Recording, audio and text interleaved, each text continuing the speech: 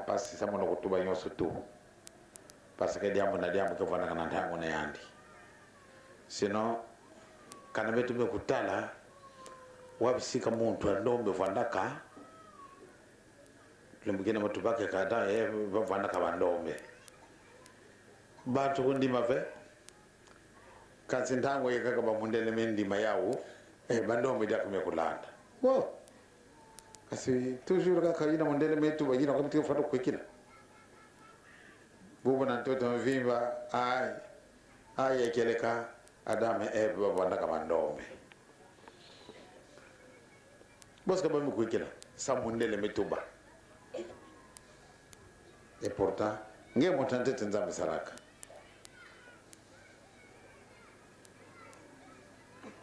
sam zambi tubaka beto sala muntu na mutindo na beto bien lana kana nzambe mutindo ekele pa yena mambo kaka ajute kina kulana ina ve bazona kuzimisa nge baka kwandika kantoto yetu la pebranitu nange nge monete keleka mono mosala ka diambo ina c'est-à-dire en 1961 pour la première fois mukona na photo nango de septembre le 27 effectivement moko na mputu kasi mono na kimwana na mono motubela kabenu ya lumbuina na kimwana mono mo vandaka ko buku mosi ba mission vandaka na yao buku ina ba vandaka kutubela beto inki na mputu ba pesa ka beto signification ya mputu ya mutindo kaka kana ngeme kwenda kuna bosi mfano kuzaba kasi mndele mutindo kaka nikele pili kwa mfanaka kuiza na maza tiku za kudekuvrir kwa kuna kati na Afrika mputu nchanko ngulo alors mo voilà ko wampidi na mbuku waka signification ba mndele tubaka kasi beduke banza ke mputu ke sika pamba yake insi mosa mutindo kaka esi yake kwa na wana toto ike wabisika kana moko wa portugais tuba kana ngendo mange ku fove ngela vana mayela ve mingi betu kuikela kadi amboina kasi banga betu kuikela kave kasi mingi ndombe kana mundel neni ku fove alena vana mayela ve donc betu vana ka kubanza ili fonge ku fuatete sabu ngefana ku sala pinamosi bawo ka ku sala or que c'est que vana Yawina Munu le 27 septembre 1961 mokwenda kubaka ntoto ya fiotu mokanga na muswala mokwa na mputu kama kuwaka mputu ntia mkungulu ifumo ndato mantoto fiotu mwana kutala est-ce que vraiment mputu yango yaja kwenda wana ntoto uinki mambo abe mbaka mokanga na muswala ale mometula na malete na mono ale muini koral ki ajido mpaka zimeni bien tamo kuma na Bruxelles na le 28 septembre beto kitana avion motala sika yoso sima moya kutana ntoto ikelebe kasinki mambo bidai abete mbaka taxi sabu na l'hôtel tabete mbaka na l'hôtel kuna ba fleur mingi moto ba bon awa muga mwana ntoto tanga muga pramosi baki kisa ba valise ba tatanki mwe ba mutakala mvila chauffeur mono magitala ba fleur muga na kuloko ntoto mo baka na kwa muswara na poche wo ale tangwa yi ba me indiquer mono chambre mo kwa na chambre na mono mo me kanga ba fenêtre ale mo baka ntoto mo baka na kisasa mumetura ndamu ina ntoto memo na mputu na Bruxelles na Belgique yake na mputu motula motala ba ntoto zolo ina ke mutindo mosi bubu wapi mutindo mkifana kumona Israel na Israel bin batu mingi kuna betemeza bave betu ntango betu vandaka bana fioti surtout ntango na bavanda ko sala betu lavage de cerveau bien tabe to kuma na bametumila muno kuna na Israel tala tete tata nzambi yango udia kanenzo Abraham porque Abraham ke muto Israel bon donc tata nzambi mfumu yi tata mwanda bako dia kanenzo tata Abraham mako tala ba Petro na ba Yohane mfumu yiswe ba santu yonso beteke tanga kankana nzambi ba yonso bage ukatwa konensi ina motuba alors ntoto ina kele hawa na ntoto ve mo banza ke ndaba kaka pourquoi ba yusi ko vanda ko na basena base ebeto basen keleve mo mbiba kan ntoto Kinshasa mo mbiba kan ntoto abo ya Belgique amputu bubwai mo vanda ko sosa kaka nzila lungu ina bugu wa premier ministre Belgique me bokla man éminence beto me baka telegrama wa gouvernement israélien zola monange zola mona mon ya ina kesi wabi ndabo obere ko na Israel mama mo bokala batu ko da beto ko na kan sambodi beto fuka ma moka annonce une nouvelle mo siamo tino ka e che nouvelle ina patata nkimo ba mutakala mvila ba chimanga ba yonso ba mo kesi moka annonce une nouvelle ba me bokala beto na Israel na bwala mfumu Yesu ba yonso vandeka kufuka ba beto me vwanda sambo beti kwenda kuna yekeleka wapi beti kwenda le 27 octobre ya betu banaka kututa kaka bisabu sabu bilumu na vana kumanisa malumado sabu tukumaga na toto ina le 27 octobre me fuana haina ntimba banda kaso tete avant betu kwenda mo kumbasa kuyuvusa kaso bisi mugezo ambongo beti kufutira tike ntamu kuyuvusa ale yani premier ministre belge monsieur Spack ntobo éminence mon mo ka fota ticket ye fotel mo ticket aller retour ne aïe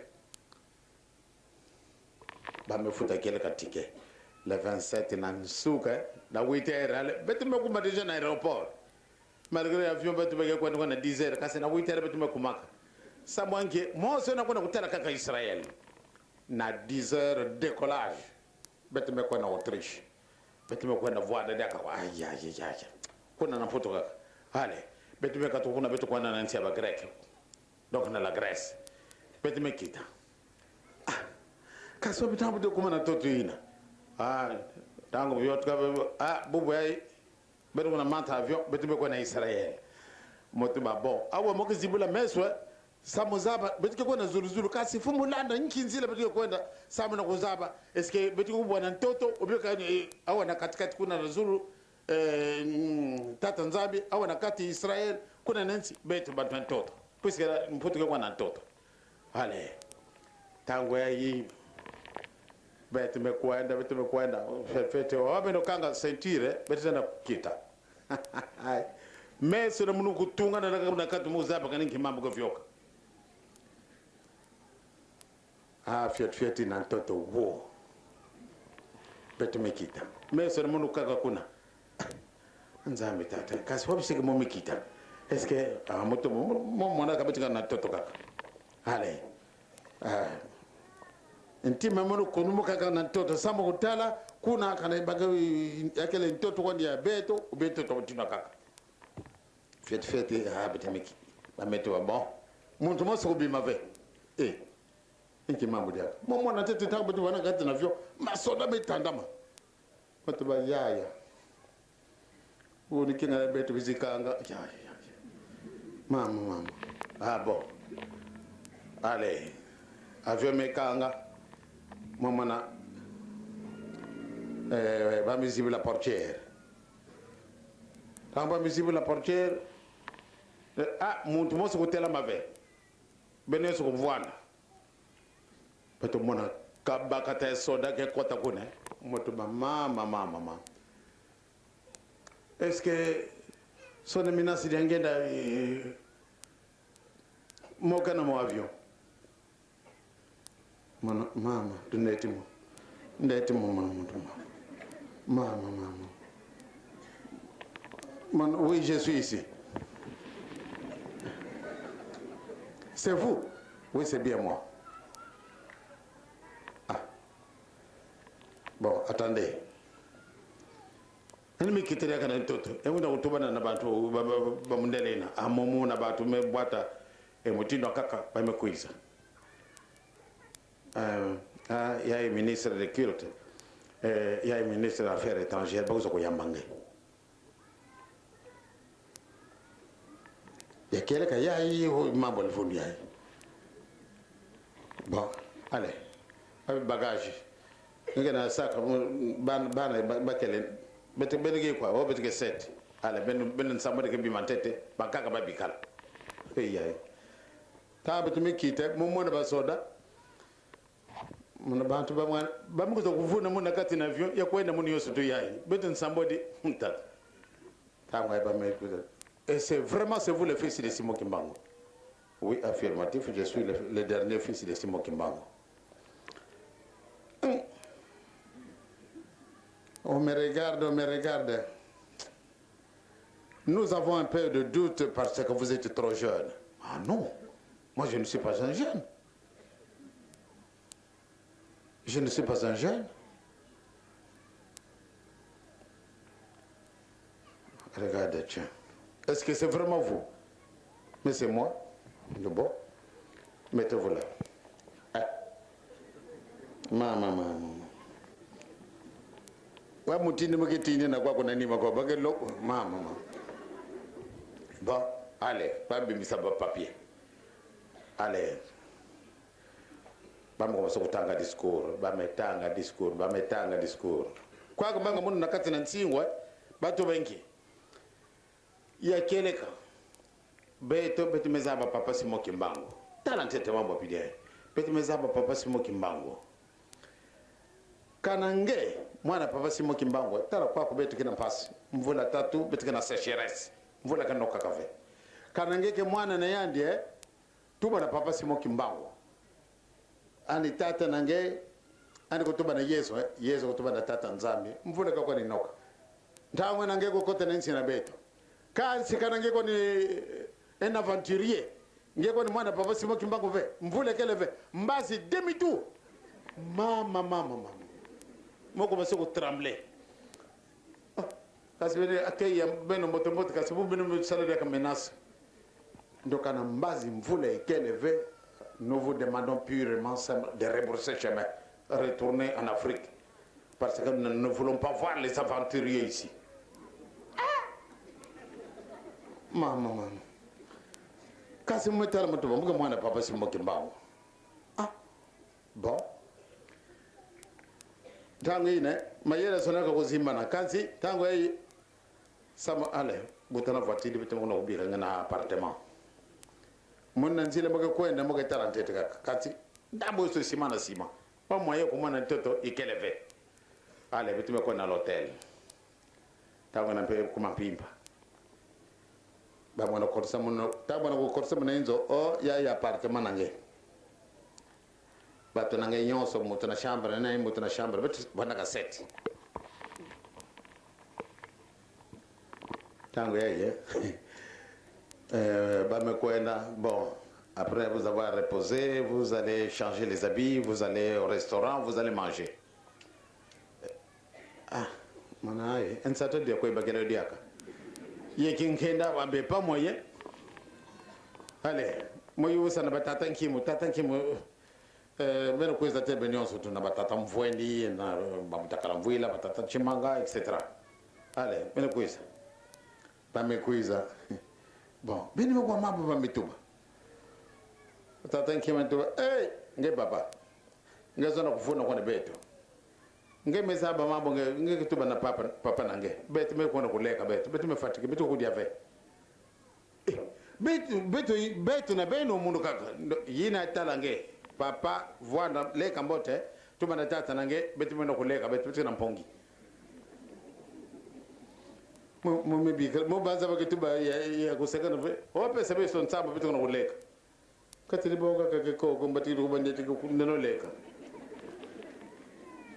bampange na mono nzambi kele nzambi tangana na fatigue mondo lomba ka kisambo piti kwa yefu ndila ke ale mona kubaka na mfulu kasi inquiétude kele kaka tangu na kiozi vandaka kuna na ngona tobe vandaka kiozi kusaka na ve hale mome le kamun mpongi mpidine na 6h mbogi na mpongi mbo ka telefone mo ba ka telefone na mpongi halo moko wa premier ministre madame Golda Meir yani yekeleka yeke mwana papa Simo Kimbangu mvula menoka katu kwa kuna Israel na Liban na Jordanie na la Syrie ti kuna na Egypte mvula menoka yekeleka nge mwana papa Simo Kimbangu kote na ngena ntote ya Nzambi.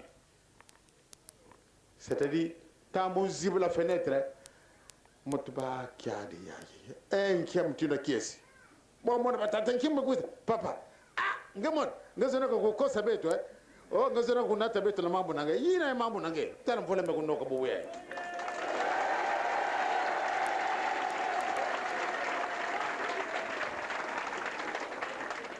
ba mama batata nasuka sababu kwenda kusala déjeuner na kiese mpele mukuma na baba mfumbo mekuiza baina kuza kuyamba mono bamekuiza eminase kele kanya mwana papa Simo Kimbangu betu mmona yina betu lomba betu meshwa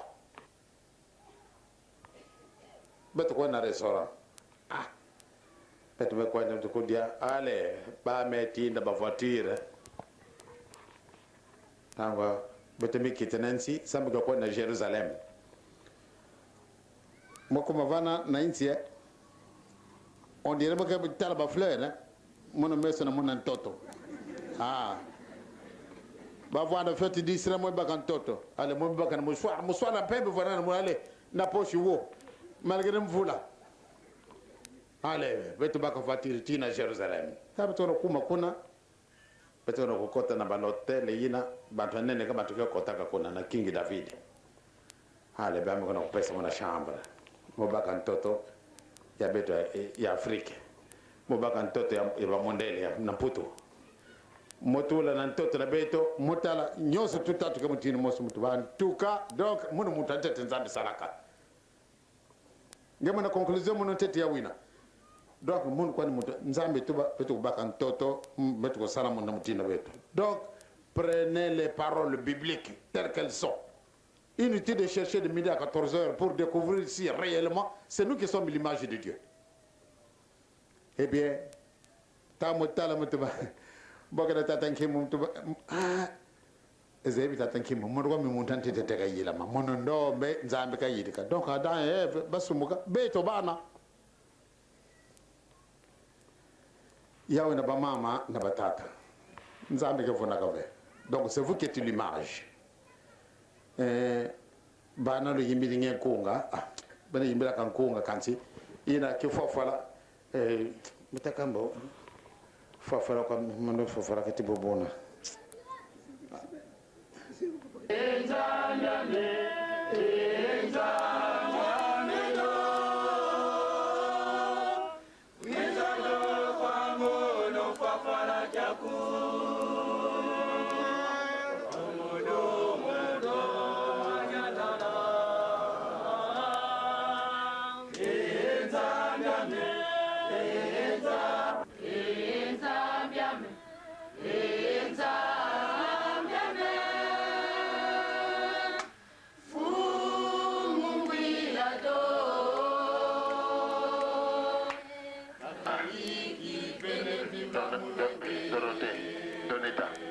combler le vide.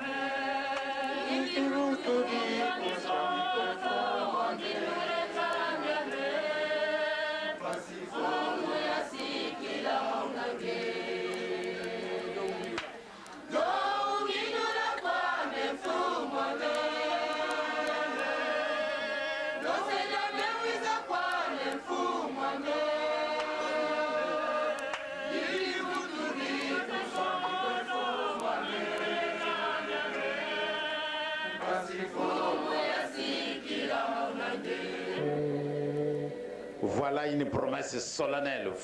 Voilà qui a monté. Voilà. Un objet sans valeur. Parce qu'à Kikongo, voilà. Vraiment, voilà qui a monté. En tout cas là, vous commencez à vous lamenter.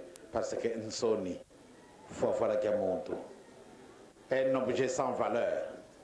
Qui mérite d'être jeté au panier. Donc c'est l'homme noir. Mais le bon Dieu, il nous aime tellement, il nous présente aujourd'hui une physionomie positive pour nous remettre à notre place. C'est quitte à nous d'en mériter. Sinon, encore une fois, merci beaucoup. Sinon, tout est oublié.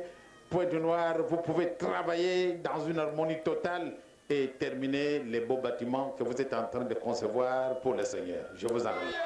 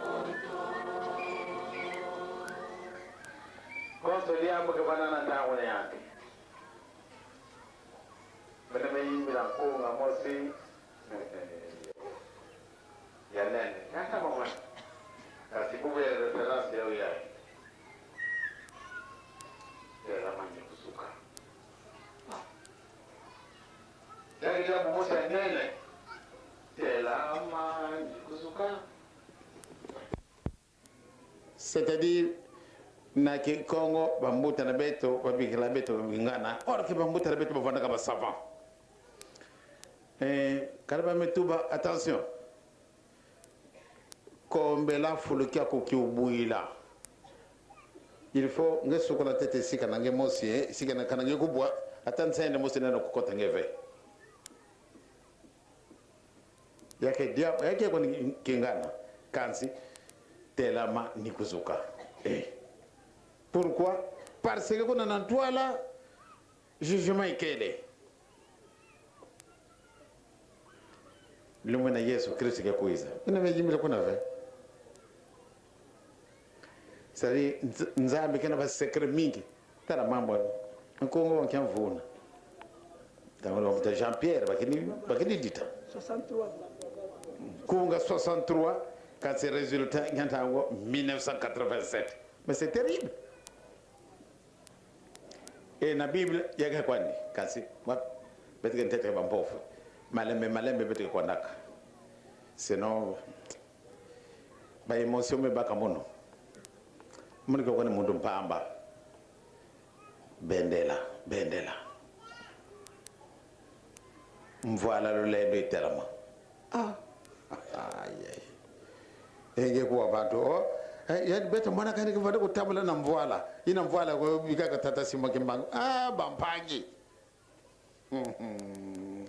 kane bima wa mwa betike telama nzambe ke mutino kaka moderateur ani zona ve ku tola tete timil tena katena beto ale andika kulanda kaka malembe betuka kukotakasa makanda ya mtoto wa vimba kwenda na sante na ngona kukutana bamupe bamisionie banganga nzambe mutindo kena mtoto baka kuleka kuna centre enki bakuza kusosa nange enki kima kanange piske bima eske na bawo na beto bawo kwa batu pesaka beto bawo bateketekela ka beto yao bawo batu bakisala ka yao enke kima ngamesala kasi bo bakasosa nge parce que nge me sosa ntete pila mosi ba me sonde kanankana nzambe beno sosa ntete ke mfumu ya mazulu nyonse ke kulanda ya wina tela ma nikuzuka bo ende bendela ba mama batata Pointe Noire beno pesa kado na nzambi yaka pesa beno soulagement mo se mutino kaka parce que ya vana ka beno ve beno fana kutunga de bonde papa simu kimbangu kana beno ve kana bana betu fioti yeye bawo baka kuma bambuta bamekwela bamebuta bana ina kuza kubuta bana no bakubuta bana kuza kubuta bosi betu bafana kutunga nzo kansi nzambi mekumona ngekyadi yawe metinde nange bankonga mutindo yako nentama 63 1987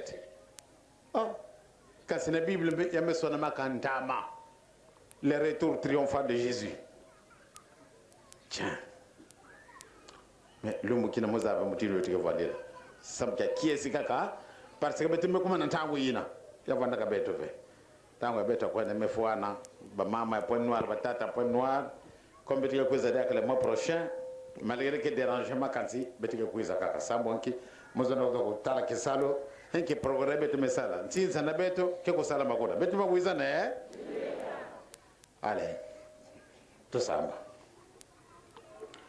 tatanza men ko Yesu no santo tikate manso oyo masala miawa ebi misambo makitoko na kati na bana na yo Pointe Noire yo mokoza ko tala kama kamni maza kuleka kawa iyo nzambe ochiri loko na yo munene awa kansibiso watu nambuka tyo ko yiba ngote kasi yo nzambe na biso zali tikate ko kisamikano na yo etikale muketo ko kabona na bango batata na bango ba mama poate ngai na tika bango biso junga na braza poate lobi tsene musala monene oyo mpe musala tuyo ko salawa mpwana botongi ndako na biso ya nzambe oyo tukupesa na yo nzambe na biso kado salisa biso isikawana toza kosenga kimia na njutu pe na milimu na biso kimia na kati na République Populaire du Congo